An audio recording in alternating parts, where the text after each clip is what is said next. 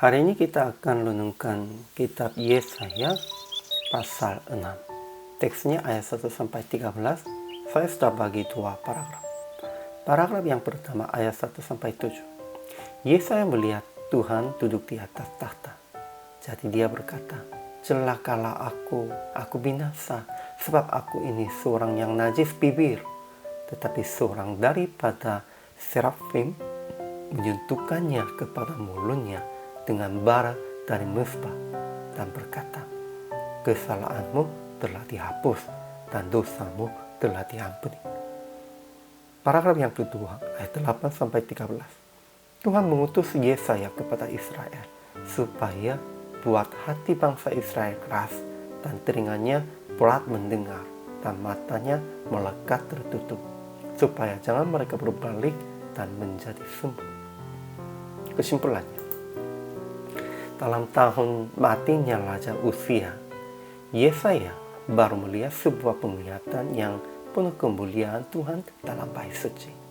Ketika Yesaya langsung melihat kemuliaannya, dia berkata, "Celakalah aku binasa, sebab aku ini seorang yang najis bibir."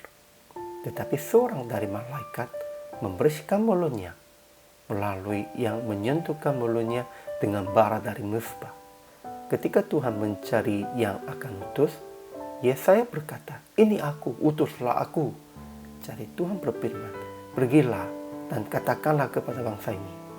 Namun itu supaya buat hati bangsa Israel keras dan telinganya berat mendengar dan matanya melekat tertutup, supaya jangan mereka berbalik dan menjadi sembuh. Jadi Yesaya bertanya, "Sampai berapa lama ya Tuhan?" Jawabnya Tuhan, "Sampai tunggul tertinggal berdiri pada waktu ditebang." Ajaran tentang Allah. Pertama, Tuhan duduk di atas tahta yang tinggi dan menjulang, dan ujung jubahnya memenuhi bait suci, dan para serafim berdiri di sebelah atasnya, dan mereka berseru-seru kepada seorang, katanya, "Kudus, kudus, kuduslah Tuhan semesta alam, seluruh bumi penuh kemuliaannya." Ya, itu sangat mulia.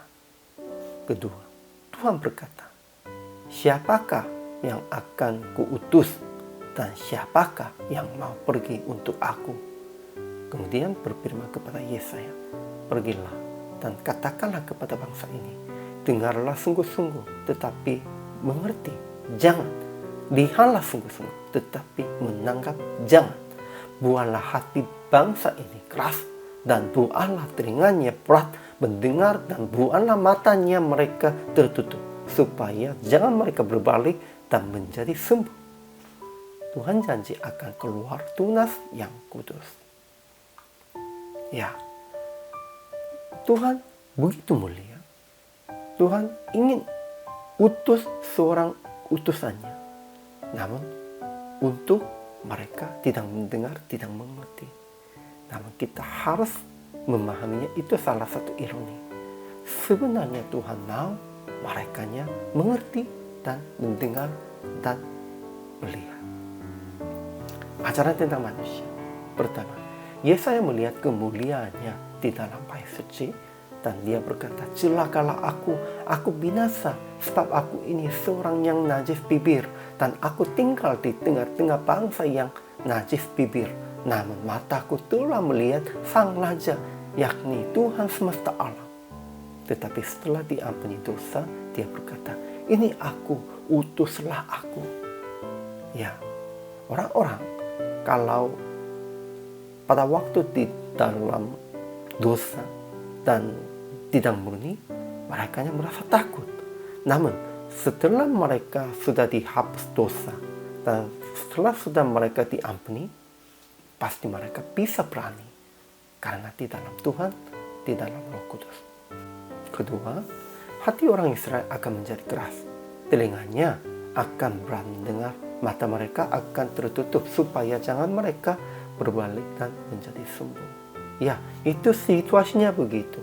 Dan Tuhannya ingin tetap situasi begitu, bukan supaya mereka berbalik. Tuhan mengirim Yesaya. Sebenarnya inilah hati Tuhan. Jadi aplikasinya pertama, tak bisa menjadi tahir dengan perbuatan manusia. Kita harus disucikan dengan bara dari mesbah api loh, darah Yesus, anugerah Yesus. Hanya inilah bisa membersihkan dan memurnikan kita. Kedua, kita harus memberitakan firman sekalipun orang-orang tidak mengerti dan tidak berbalik kepada Tuhan. Mereka mengerti dan berbalik itu tergantung kepada Tuhan. Namun kita harus bertanggung jawab kewajiban itu. Ketiga, jangan mengeraskan hati, jangan berat mendengar, dan jangan menutup mata. Ya, kita harus usahanya itu. Kita harus jangan tidur, harus bangun. Jadi PR praktiknya tetap memberitakan rencana Tuhan dan tetap memperingatkan jemaat supaya segera berbalik kepada Tuhan. Ya, semuanya ajaran itu bukan kepada orang-orang asing, bukan kepada orang-orang tidak mengenal Allah, kepada bangsa Israel. Kalau begitu, zaman sekarang itu kepada orang Kristen, orang percaya. Kita harus bertobat kepada Tuhan. Itulah kehendak Tuhan. Hari ini juga selama melayani, Tuhan Yesus memberkati.